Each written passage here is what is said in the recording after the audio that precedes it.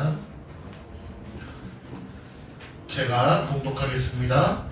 또 그 안에서 너희가 손으로 하지 아니한 할례를 받았으니 곧 육의 몸을 벗는 것이요 그리스도의 할례니라. 너희가 세례로 그리스도와 함께 장사되고 또 죽은 자들 가운데서 그를 일으키신 하나님의 역사를 믿음으로 말미암아 그 안에서 함께 일으키심을 받았느니라. 아멘. 기도하겠습니다. 하나님 아버지, 이 시간 세례란 무엇인가 라는 제목으로 하나님의 말씀을 나누게 됩니다. 하나님께서 오늘 거행되는 유언세례에 오늘 말씀을 통하여 우리에게 큰 깨달음과 은혜를 주실 줄 믿사오니 이 시간 성령 하나님, 우리의 심령 가운데 마땅한 하나님의 말씀을 깨닫게 하시고 주의 영광을 배우게 하옵소서. 베푸신 구원의 은혜를 다시 한번 깊이 상고함으로 이 땅에 그보다 더 큰 은혜와 소망이 없음을 깨닫게 하옵소서.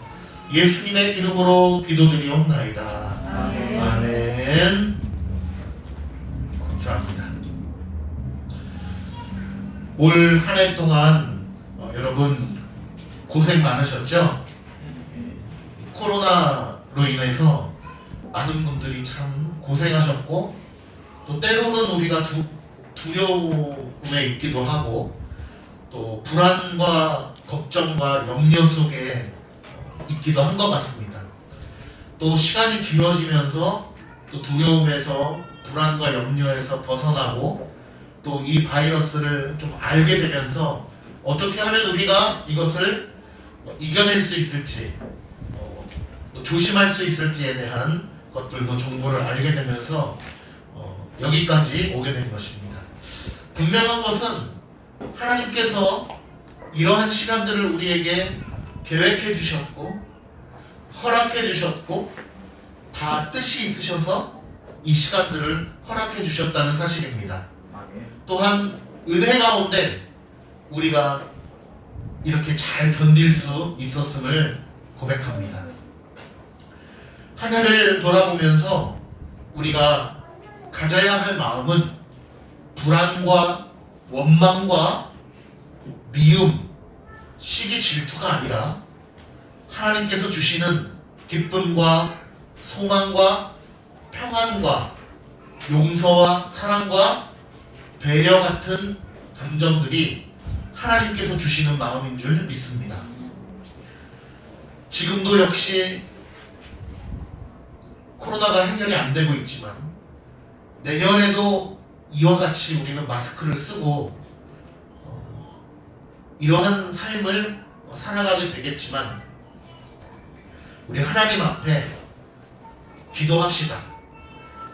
이 모든 일이 주님 아래 있으니 하나님께서 이 문제를 빨리 해결해 주시기를 간절히 소망하는 마음으로 함께 기도합시다.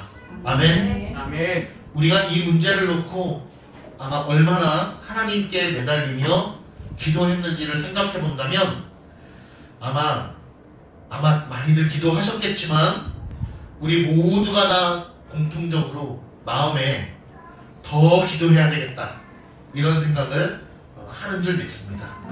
하나님의 은혜를 구하며 또 삶 속에서 최선을 다하고 조심할 건 조심하고 또 노력할 건 노력하고 각자가 최선을 다하여 하나님의 은혜를 구하며 살아가는 한 해가 되기를 소망합니다.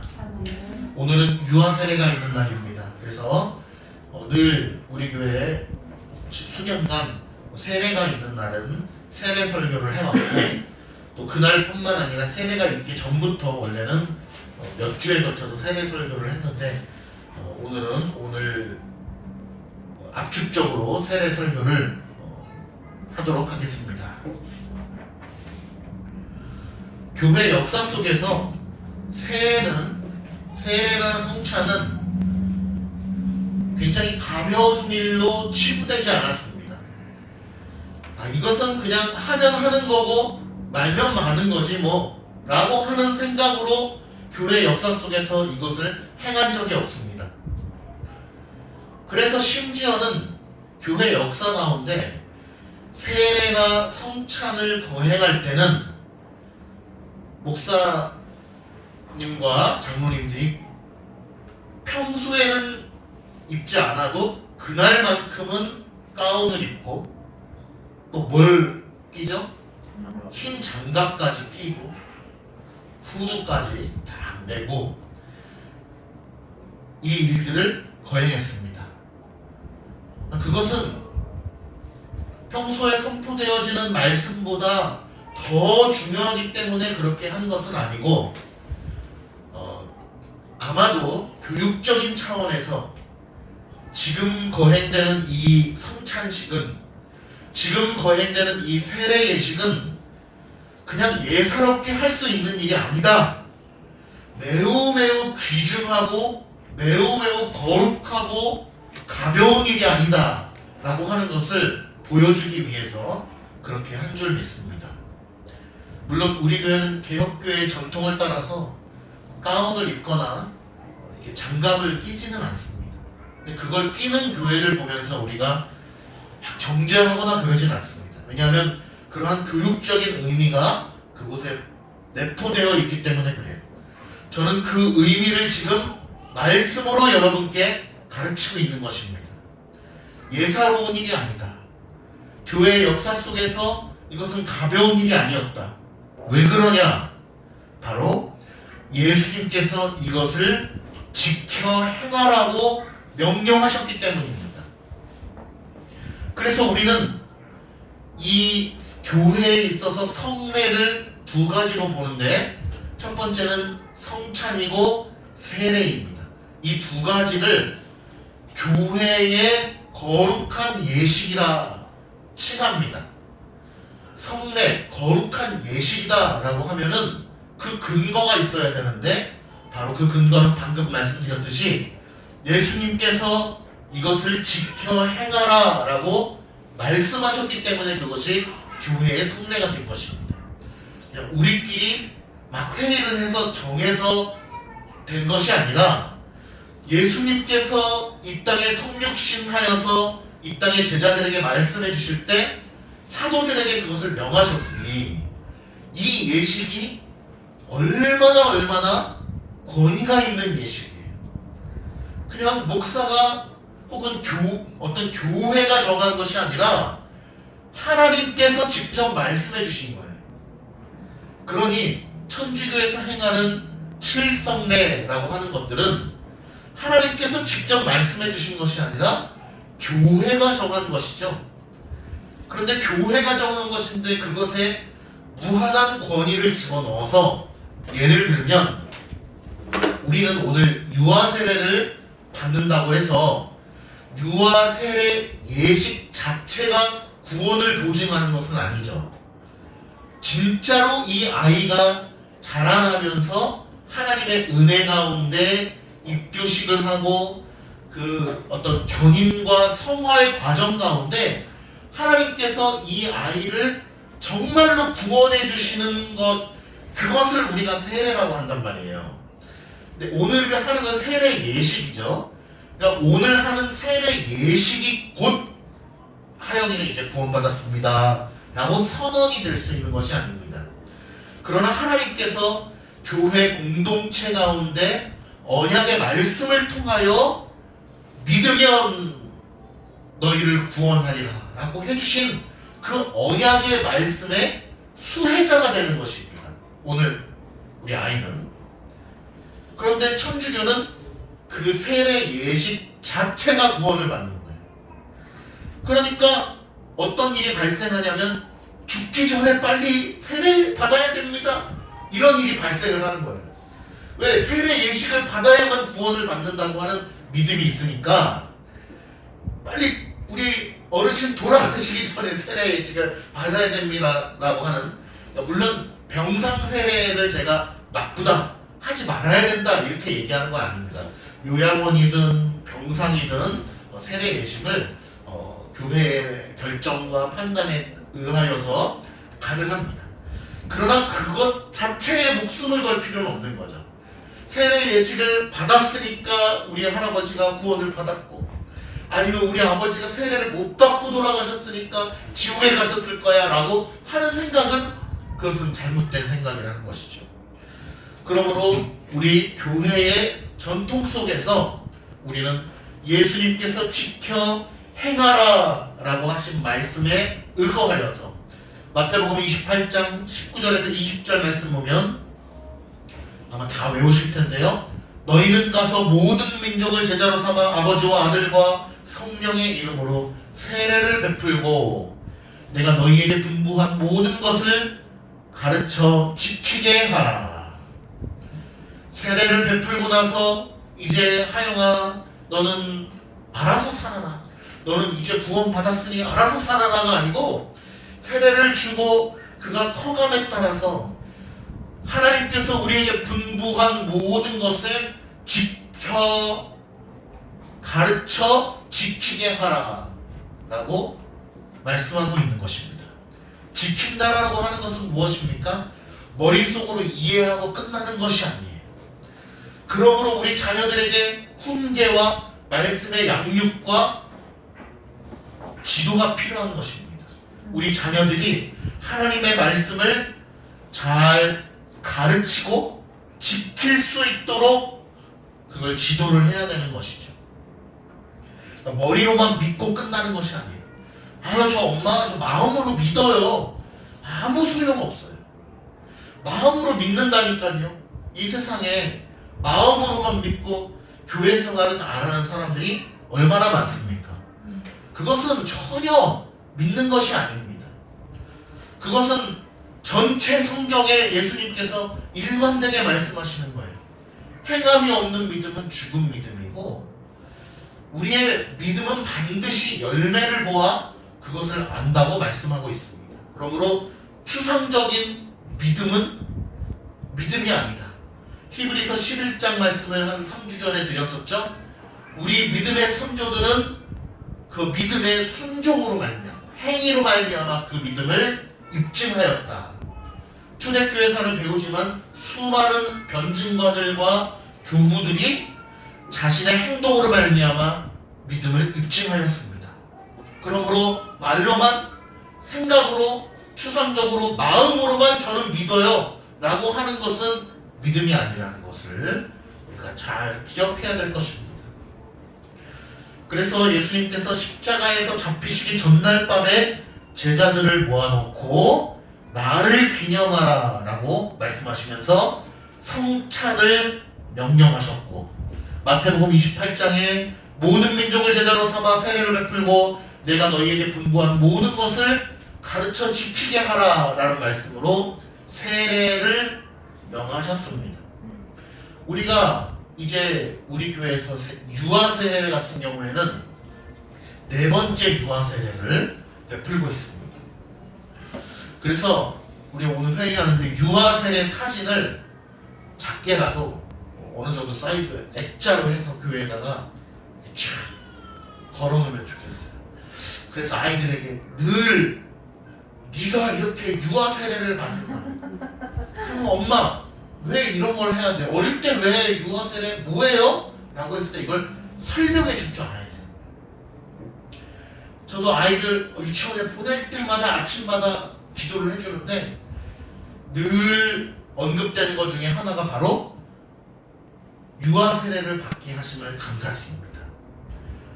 성인 세례도 있고 유아 세례도 있지만요. 이제 어떤 교단이나 침례교 같은 경우에는 이런 것들을 부인합니다. 유아 세례를 부인해요.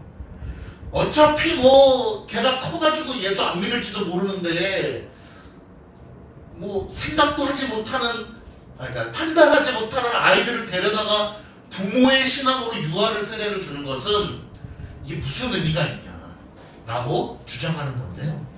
그것은 하나님의 언약에 대해서 전혀 이해하지 못한 것입니다. 구약의 할례에 대하여서 이해도가 떨어지는 거예요.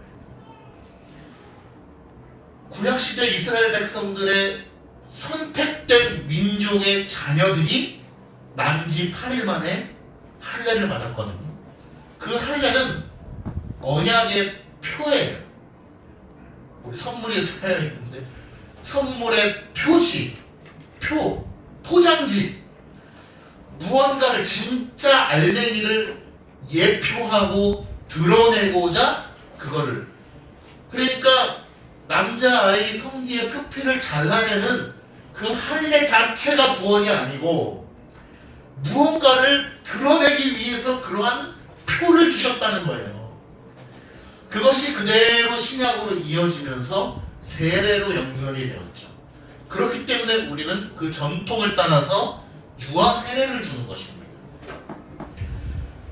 만지 8일 만에 하면 가장 좋겠죠. 네. 가장, 그러니까 태어나자마자 하면은 좋을 것 같아요. 근데 태어나자마자는 못 오잖아요. 그리고 또 혹자들은 이런 사람도 있어요. 헌법에 규정하는 나이에 오바되었습니다. 하양이는. 헌법에 규정하는 나이가 있는데 오바되지 않았구나. 만 2세니까. 그죠? 예. 그런데 지난번에 같은 경우도 우리 하율이 같은 경우도 그 나이가 넘었지만 제가 유아 세례를 베풀었습니다. 그래서 많은 신학 우리 선배들께 여쭤본 결과 그것이 이렇게 규정되어 있지만 그 위에 뛰어넘는 은혜의 작용이라는 것이 있기 때문에 교회의 상황과 질서에 맞게 그것이 가하다라고 판단을 내려서 그렇게 했던 기억이 남았던 아마 기억이 나실 겁니다. 세례를 주는데 문제는 바르게 주는 것이 중요합니다. 아멘. 세례를 받는 건 어려운 일이 아니에요. 큰 교회 갈수록 유아 세례가 얼마나 많은지 아세요? 쫙 수십 명이 앉아가지고 그냥 바쁩니다. 유아 세례 주고. 많이 주는 게 나쁘다는 것이 아니에요. 바르게 주는 게 중요해요. 아멘. 여기서 바르다고 하는 의미는요, 목사님이 성부와 성자와 성례할 때 손의 각도가 중요하고 물은 어느 정도를 담아야 되고 이런 걸 얘기하는 게 아니고, 바르게 준다는 것은 그 내용을 바르게 아는 것입니다. 아마 하영이는 오늘 유아 세례를 받을 때 그 유아 세례의 내용을 다 이해하기는 어려울 거예요. 물론 성령 하나님께서 우리 자녀에게 맞는 어느 정도의 지식을 허락해 주시는 줄 믿습니다. 성령님께서 보시기에 마땅한 지식을 우리 자녀에게도 허락해 주실 거예요. 그런데 유아 세례는 특별히 그 부모와 우리 전체 공동체가 그 유아 세례에 대한 개념과 성경적 지식을 먼저 이해하는 것이 중요합니다. 유아 세례란 무엇이냐? 하나님의 언약이에요. 그래서 오늘 우리는 하나님의 언약의 자손, 하나님의 언약의 백성이라고 부르기를 기뻐합니다. 아멘. 하영이는, 채은이는, 하은이는, 또 이 자리에 나와 있지 못하지만 호진이는, 하율이는, 하은이는 하나님의 언약의 자손이다 라고 부르기를 우리가 기뻐한다는 것입니다. 아멘. 이 언약의 자손이라고 하는 것에 내포된 하나님의 구원의 신비와 은혜를 우리가 이해한다면, 심지어는 성인 세례보다 유아 세례가 더 큰 풍성한 구원의 신비를 담고 있다고까지 얘기할 수 있어요. 왜냐? 어른이 되면 우리가 신앙을 고백하고 세례를 받잖아요. 근데 유아 세례는 뭔지도 모르는데 이미 받아버린단 말이에요. 구원이 그와 같아요. 우리는 내가 신앙 고백을 했으니까 하나님 앞에 구원을 얻은 것 아니냐 라는 생각에 도달할 때가 많이 있지만, 아니요, 그 이전부터 하나님께서는 우리를 향하여 작정하시고 계획하시고 구원을 이루겠다라고 언제부터? 태초부터 우리를 정하셨단 말입니다. 아멘. 그것이 구원의 신비요 원리인 거예요. 그러니 이것이 뭔지도 모르고 받는 유아 세례가 그 구원의 신비를 드러내는 데 있어서 더 풍성한 예식이 될 수 있다는 것입니다.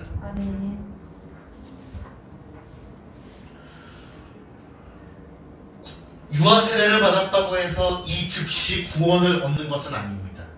이 아이가 자라남으로 인해서 하나님께서 이제 때와 장소에 적합하게끔 우리 부모를 통하여, 교회를 통하여 그 아이에게 은혜와 지식과 지혜와 하나님을 아는 지식들을 부어주실 줄 믿어요.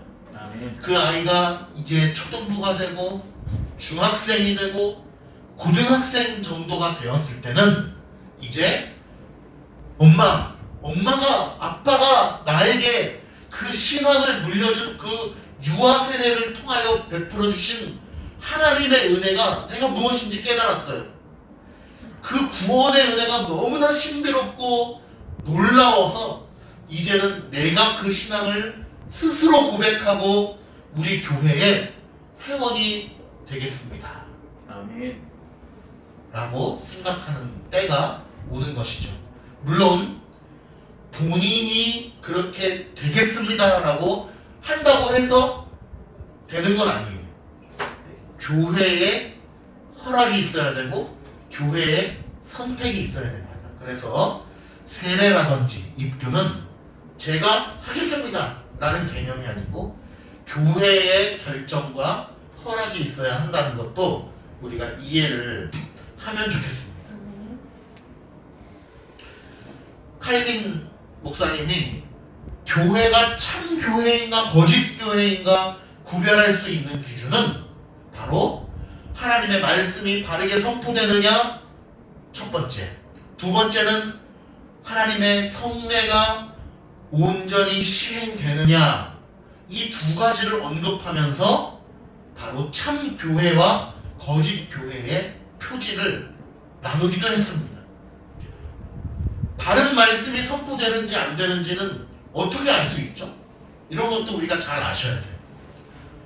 바른 말씀이 선포되는 교회가 참 교회라는데 바른 말씀을 선포하는 건지 아닌 건지 어떻게 알아요? 그러니까 역사적 개혁신학을 알지 못하면 성도 여러분들은 여기서 엉뚱한 말씀을 전해도 그거에 따라올 수밖에 없다는 거예요. 그러니까 여러분들이 신학적 지식을 잘 아는 것이 참 중요합니다. 만약에 제가 여기서 설교를 하는데 예수님께서 하신 말씀과 어긋난다면 바른 말씀이 아니겠죠. 그 역사를 따라 내려오면 사도들이 한 말과 제가 하는 설교가 다르다면 바른 설교가 아니겠죠. 사도 다음에 누구죠? 속사도들이 한 말과 제가 한 말이 다르면 아니겠죠. 속사도 다음에 누구죠? 변증가들도 있고 교부들도 있습니다. 변증가를 우리는 교회사 시간에 배우고 있죠. 또 교부들 중에 또 유명한 사람들이 있죠. 그러면서 이제 쭉 흘러가면서 우리는 어거스틴을 언급하지 않을 수 없죠. 어거스틴이 바르게 한 말들과 제가 한 말이 틀려버리면 그건 어긋나는 것이죠. 그 역사성을 중요시 여긴단 말입니다. 칼빈이 한 말, 또 칼빈 이후에 쯔윙글리, 루터, 바빙크, 수많은 우리나라에는 박형용 박사님과 이런 분들이 한 말들이 예수님으로부터 내려오는 그 역사의 계보가 있다는 것이죠. 그러한 계보를 따라서 바르게 말씀을 잘 전하는 것이 이 강단에 선 말씀 선포자의 의무이고, 그것이 바로 우리 교회가 바른 교회인가 아닌가를, 참 교회인가 아닌가를 판가름하는 기준이 된다는 거예요. 그러니까 그것이 얼마나 중요한 일이에요. 두 번째는 성례가 바르게 시행되느냐 안 되느냐라는 거예요. 성례가 바르게 시행된다고 하는 것은 형식도 있습니다. 형식도 있어요. 그러나 더 중요한 것은 그 안에 내포된 성경적 의미를 성도님들이 바르게 이해하고 있느냐 없느냐의 문제인 거죠. 오늘 성찬 뭐 떡 먹지 빵 먹지, 포도주 알코올이 좀 더 들어가야 되는데, 이러한 마음으로 그냥 먹는다면 그 문제가 되겠죠. 떡이 의미하는, 빵이 의미하는 것이 무엇인지, 포도주가 의미하는 것이 무엇인지 성경에 어디에 근거하여서 우리가 그러한 예식을 지키는지, 또한 그것이 역사를 통해서 어떻게 이어져 왔는지, 지금 내 삶에, 내 예배 가운데 그것이 어떻게 작용되어지고 실제적으로 나에게 어떻게 은혜를 베풀어 주시는지, 그러한 것들을 알지 못하고 깨닫지 못하고 이 성찬에 참여하면 그것을 주님께서 뭐라고 말씀하셨죠? 죄라고 말씀하셨습니다. 알지 못하고 바르게 이해하지 못하고 참여하는 것을 죄라고 말씀하셨어요. 세례도 마찬가지입니다. 우리는 설사 이런 생각을 하진 않으실 거죠? 아, 오늘 유아 세례는 저기 집사님 가정의 일이니까 나는 뭐 이렇게 들으면 되지 뭐, 이런 생각을 하실 분은 우리 교회에 없으실 거라고 생각합니다. 이것은 각 개인의 가정의 일을 넘어서서 온 교회의 일이기 때문입니다. 아멘. 우리가 오늘 베풀어지는 이 세례를 통하여서 우리 모두는 다, 아 맞아, 저 물이 의미하는 것이 무엇이지? 하나님께서 물로 홍해 때도 노아 때도 심판하셨지. 맞아, 사실은 홍해에 다 빠져 죽어야 하는 인간이 바로 나지. 노아의 방주에 타지 못하고 믿지 못하고 그 심판 속에 쓸려 내려가는 자가 사실은 바로 나지 라고 하는 것을 우리 모두가 다 깨달아야 돼. 그럼에도 불구하고 생명수 대신 예수 그리스도께서 우리의 대속물이 되어주셔서 죽으시고 우리의 죄값을 치르시고 나에게 은혜를 베풀어 주셔서 그것을 믿는 믿음으로 말미암아 그리스도와 함께 죽고 다시 살아난 우리들이 이것을 바라보면서, 세례를 바라보면서 나를 살려주신 분이 누구신가? 아, 노아 때는 방주가 나를 살렸죠. 홍해 때는 모세가 이스라엘 백성들을 살렸죠. 궁극적으로는 누가 우리를 살리는 것입니까? 예수 그리스도께서 십자가에 매달려 죽으심으로 말미암아 나를 살려주셨지. 이것에 대한 영적 깊은 이해와 우리의 심령 가운데 실제적인 자각이 없다면 오늘 세례 예식이 얼마나 단지 저 가정의 일이 되겠습니까? 나는 뭐 애들 다 껐으니까, 세례 나는 받았으니까, 이것에 대한 깊은 자각이 없으면 아마 아유 오늘 유아세례식이야? 아유 오늘은 안 가도 되겠네, 뭐 우리 유아세례도 아닌데 뭐, 이렇게 빠져버린다니까요. 그러니까 세례에 대한 이해를 우리가 바르게 가지고 있는 것이 얼마나 중요해요. 그리고 이 바른 이해는 신학적인 이해를 넘어서서 성령 하나님께서 우리의 심령 가운데 베풀어 주시는 실체적인 그 깨달음과 은혜를 통하여서만 이 세례를 우리는 하나님의 영광 가운데 바라보게 된다는 것입니다. 유대인들에게 이 할례는 구원의 표였습니다. 구원의 표. 구원 받은 게 아니라 구원의 표. 오늘 세례는 구원을 받은 게 아니라 구원의 표입니다. 하나님께서 약속해 주신 거예요. 우리는 그 약속을 붙들고 나아가는 존재예요. 아멘. 하은이 유아세례 받았어요? 받았어요? 받았다고 얘기해 주세요. 채연이 유아세례 받았어요? 아멘 해보세요. 얼마나 귀해요. 유아세례를 받고 이렇게 성장해 나가고 있는. 우리 집사님들은 저는 같은 마음일 거라고 믿는데, 우리가 몇 년 전만 해도 상상이나 했습니까? 여기 앉아가지고 이렇게 예배드리고 이렇게 조용히 있다는 사실이 상상할 수 없었어요. 그러나 때가 되니까 하나님께서 은혜 가운데 허락해 주셔서 지금 뭐 또 기도도 열심히 해요. 채연이가. 하은이도 기도 열심히 하지? 채연이 태연이로 막 기도하는 게 요즘에 자기 마음에 소원이 있으니까 기도를 막 한대요. 제가 보지 못했는데 엄마의 그러니까 기도를 열심히 하고 오늘은 또 무슨 기도를 하고 왔는지 아세요? 채연이가? 이 선물을 뜯었을 때 우리가 애들이 나 저게 좋은데 이러면서 막 울고불고 싸울 수 있잖아요. 그것을 놓고 기도를 하는 거예요. 그래서 어떻게 기도했다 그랬죠? 모두가 뜯었을 때 다 각자의 마음에 들게끔 기도를 했다고.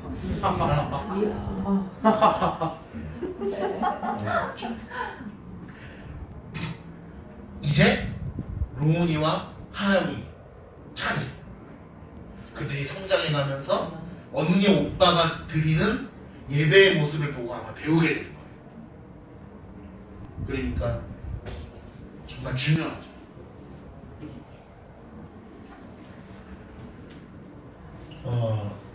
오늘 세례 예식은 공동체 앞에서 우리가 공적으로 그것을 선포하는 의미가 되는 것이죠. 예수 그리스도를 믿고 우리가 실제로 구원을 받는 성령님으로부터 받는 세례, 하나님으로부터 받는 세례가 더 중요하죠. 세례 예식이 곧 구원은 아니니까 하나님으로부터 받는 구원이 중요합니다. 그럼에도 불구하고 그러면 왜 교회에서 이 세례 예식을 해야 되느냐, 이거에 대해서 일단 말씀을 좀 드릴게요. 하나님 앞에 세례 받는 구원 받으면 되지 왜 교회에서 이걸 꼭 해야 되냐. 요즘에 문화에는 그런 문화가 있죠. 결혼식이 뭐가 중요해, 그냥 혼인신고 하면 되지. 이런 문화는 기독교인은 그런 생각을 가져서는 안 됩니다.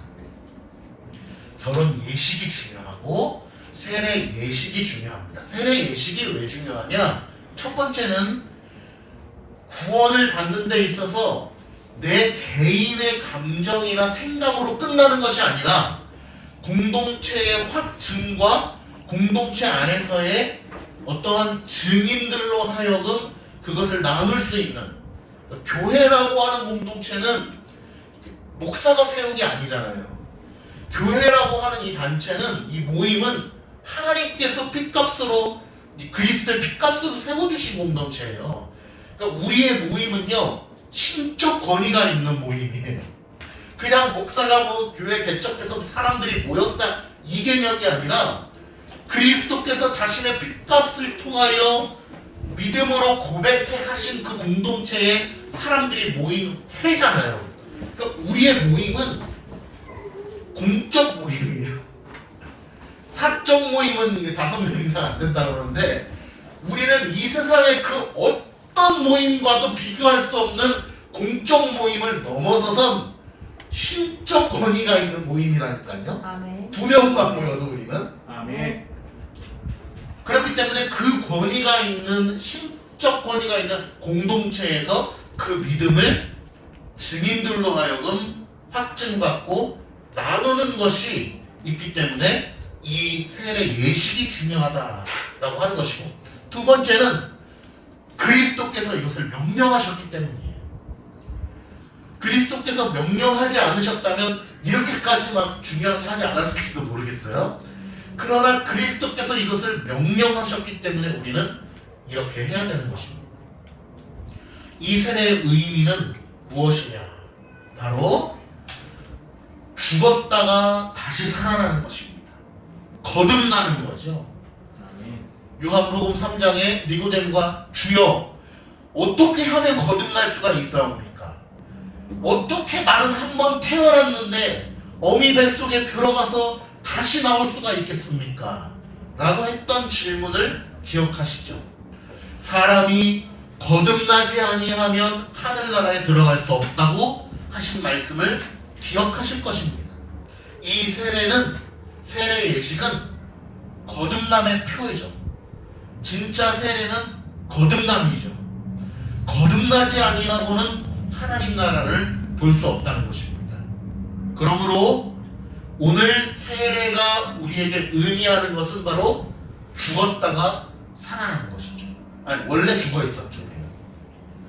살아나는 거예요. 주 안에서. 주 안에서 살아나는 자는 어떤 변화가 있습니까? 죄를 인식하게 돼요. 내가 하나님을 믿지 않았던 시간들이, 혹은 내 뜻대로 믿었던 시간들이 얼마나 하나님 앞에 이것이 죄된 것인가. 저 수월의 지옥으로 떨어져서 영원토록 고통받아도 모자를 죄인가를 깨닫게 되는 거예요. 왜? 하나님을 대적했기 때문에. 너무 그 고통이 큰 거 아닙니까? 라는 생각은 버려야죠. 왜? 하나님을 대적했기 때문에. 사람을 대적했더라면 10년 감옥에서 살고 나오면 어떻게 될까요? 그러나 하나님을 대적한 죄는 무한하신 분이시기 때문에, 영원하신 분이시기 때문에 그분을 대적한 죄는 영원토록 지옥에서 고통을 받아도 그 죄값을 치를 수가 없다는 사실입니다. 그러나 하나님께서 우리를 그리스도의 대속의 죽음으로 말미암아 그 영원한 죽음 가운데서 끄집어내 주셔서, 건져내셔서 우리로 말미암아 영이 살아나게 해주셨어요. 죄에 대하여 인식을 하게 되고, 그러므로 누가 필요해요? 구속자가 필요한 거예요. 그 구속자이신 예수 그리스도를 닮아가게 되고, 그것을 믿는 믿음으로 말미암아 하나님의 영광을 배우게 되는 것입니다. 그 신비로운 은혜의 역사가 바로 오늘 세례 예식을 통하여 눈으로 보게 되는 거예요. 그러므로 성찬과 세례의 별명이 있는데, 그것은 바로 보이는 말씀이다 라고 하는 칭호를 얻고 있죠. 세례와 성찬은 보이는 말씀입니다. 눈으로 봄으로 말미암아, 신청각 교제로서 눈으로 봄으로 말미암아 그렇게 신비로운 구원의 은혜를 오늘 다시 한번 기쁨으로 누리는 것입니다. 여러분, 이 구원의 기쁨을 누리는 깊은 깨달음이 없다면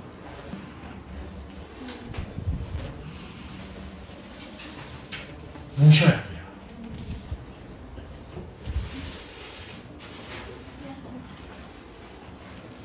이스라엘 백성들이 옷을 찢으며 통곡했던 것처럼 그 깨달음이 없다면 우리는 울어야 돼요.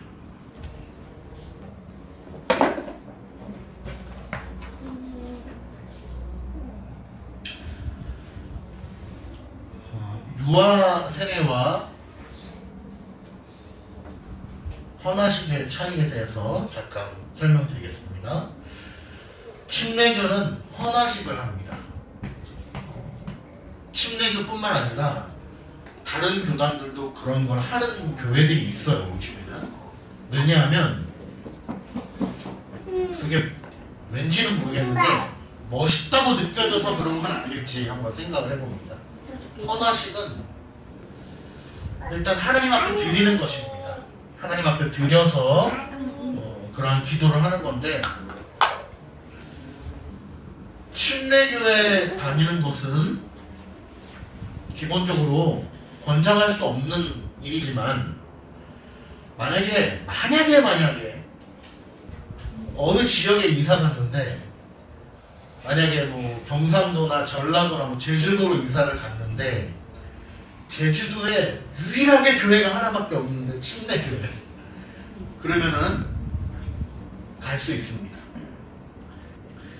그런데 침례교회 가게 되면 어떠한 사건이 벌어지냐면, 우리 장로교에서 받은 세례를 인정하지 않습니다. 그래서 침례를 다시 받아야 돼요. 그것이 침례교의 기본 방침입니다. 왜냐하면 세례는 어떻게 주죠? 물을 뿌리죠. 침례는 어떻게 받아요? 물속에 풍덩 들어가서 예수님께서 가까이 하셨던 것처럼 그렇게 합니다. 그러면 우리는 질문할 수 있어요.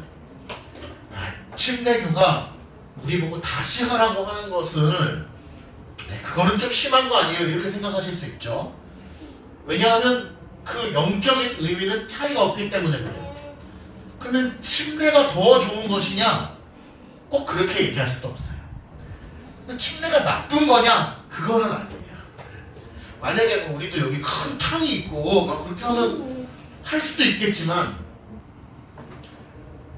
언제 또 우리가 옷을 다 벗고 가운으로 갈아입고 들어갔다가 또 샤워하고 나오고 이게 쉽지가 않잖아요. 그래서 세례와 침례는 차이가 없다. 세례는 그럼 조금 나쁜 거 아니냐? 그렇게 얘기할 수 없다. 침례가 나쁜 거 아니냐? 그런 건 아니에요. 요즘에는 이제 침례교에서도 존 파이퍼 목사님 같은 분들은 장로교에서 세례를 받았다면 그 영적인 의미가 분명하게 그 사람의 심령 가운데 새겨져 있다면 그를 형제로 받을 수 있다라고 얘기를 하기도 하지만 대부분은 그렇지 않습니다. 말씀의 결론을 맺으려고 해요. 세례의 기본적인 의미는요, 그리스도 안으로 들어가는 것입니다. 아멘. 그리스도와 내가 하나가 되는 거예요. 그리스도와의 연합이라고 그러죠. 유니온 크라이스트. 그리스도와 내가 하나가 되는 거예요. 그래서 그리스도가 죽으실 때 나도 죽었고 그리스도가 살아나심으로 말미암아 나도 살아난 거예요. 죽을 수밖에 없었던 내가 그리스도로 말미암아 살아난 것입니다. 그것이 바로 세례의 의미예요. 아멘. 그러므로 세례를 받을 때 이렇게 기도합니다. 하나님, 공동체 안에서 외적으로 깨끗게 하시는 세례를 받으면서 우리의 심령도 정결케 하시고 나의 죄를 용서하시고 하나님 앞에 바르게 서서 나아가게 될 것을 소원합니다. 그러므로 이렇게 기도한다면 오늘 세례는 가장 복된 세례가 될 것이고 그 감격과 은혜는 성만찬을 통하여 지속적으로 누리게 될 것입니다. 아멘. 때로는 그런 분도 계세요. 목사님 세례의 의미가 이렇게 큰 건지 몰랐어요. 저 다른 교회에서 세례 받았지만 세례 다시 한번 받고 싶습니다. 이제는 제대로 한번 받아보고 싶습니다. 라고 하는 분도 계신데 그것은 기본적으로 불가합니다. 왜냐하면 하나님께서 당신을 구원해 주시는 사건은 반복적으로 일어날 수가 없기 때문입니다. 세례 예식은 하나님의 구원을 상징하는 눈에 보이는 것으로 드러낸 거기 때문에 세례 예식을 2번을 주면은 그것은 하나님께서 너를 구원했다가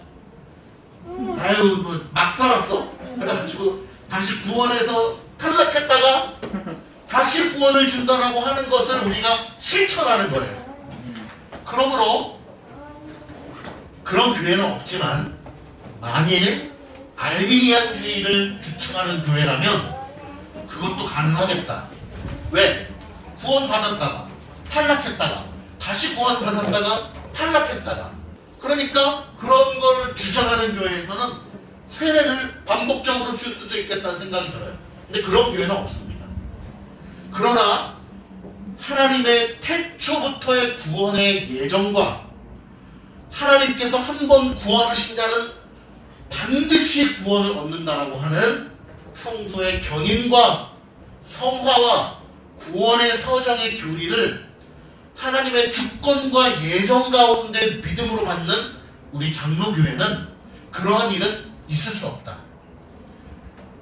다시 받고 싶어도 받을 수가 없어요. 그럼 어떻게 해야 되느냐? 문제가 없는데 왜 그러냐 하면 우리는 매주 실천하는 성찬 예식을 통하여 그 구원의 감격을 매주 누릴 수 있기 때문에 그렇습니다.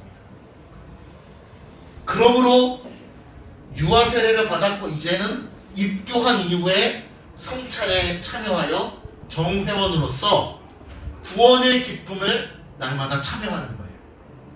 구원에 대하여 거부하는 자는 성찬에 참여할 수 없죠.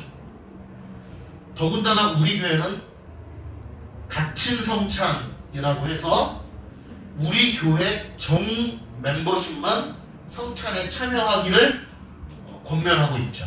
그것은 우리 교회를 보호하기 위함이고 진리를 사수하기 위함이고 우리 교회의 질서를 유지하기 위함입니다.